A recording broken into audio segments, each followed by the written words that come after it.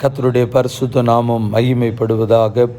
11/2/2026 புதன்கிழமை, புதிய நாள், புதிய கால வேளைக்காய் கர்த்தரை நன்றியோடு துதிக்கிறேன், ஸ்தோத்திரிக்கிறேன். இந்த நாளுக்கான கர்த்தருடைய வார்த்தை எசேக்கியேல் 11:20. அவர்கள் என் ஜனமாயிருப்பார்கள், நான் அவர்கள் தேவனாய் இருப்பேன். They will be my people and I will be with their God. கர்த்தருடைய பரிசுத்த நாமம் படட்டும். இந்த வார்த்தைகளை குறித்து ஒரு சில நிமிடங்கள் ஆண்டவருடைய வார்த்தைகளை தியானித்து இந்த நாளையும் நம்மையும் கர்த்தருடைய கரத்திலே நாம் ஒப்பு கொடுப்போம். கர்த்தருக்கு ஸ்தோத்திரம். நம்மை பார்த்து ஆண்டவர் உரிமை பாராட்டி என் ஜனம் என்று சொல்லுகிறார்.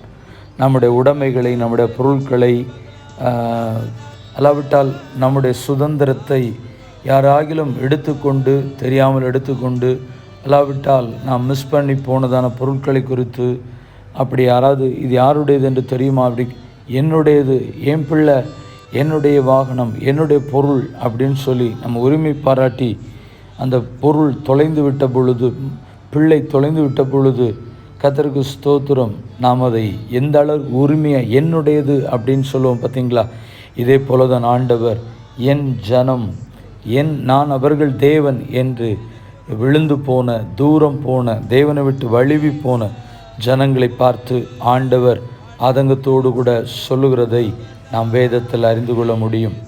இந்த சம்பவத்தை மோசே காலங்களில் பார்க்கும் பொழுது, இஸ்ரவேல் ஜனங்கள் எகிப்தாகி அடிமைத்தனத்தில் இருக்கும் பொழுது அந்த ஜனங்கள் மேல் உரிமை எடுத்து ஆண்டவர் மோசையை பார்த்து சொல்லுகிறார், எகிப்தில் இருக்கிற என் ஜனங்கள் படுகிற உபத்திரவத்தை நான் பார்த்து என்று சொல்லி ஆண்டவர் என் ஜனமில் உரிமை பாராட்டுவார். அதே ஜனங்கள் ஆண்டவரை விட்டு தூரம் போனதுக்கு பின்பதாக எகிப்திலிருந்து அழைத்து கொண்டு வந்த உன் ஜனங்கள் என்று சொல்லுகிறார்.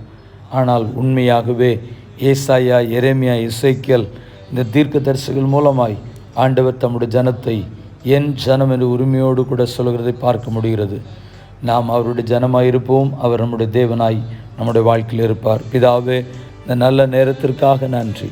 ஆண்டவர் விட்டு தூரம் போய்விட்டு உம்முடைய பிள்ளைகள் என்கிற அந்த உரிமை இல்லாமல், உம்முடைய ஜனம் என்கிற உரிமை இல்லாமல் போய்விடாதபடி நாங்கள் உம்முடைய ஜனங்களாக, நீர் எங்களுடைய தேவனாக இருக்க, அல்லது அப்படிப்பட்ட வாழ்க்கையை நாங்கள் வாழ கிருபை பாராட்டும்.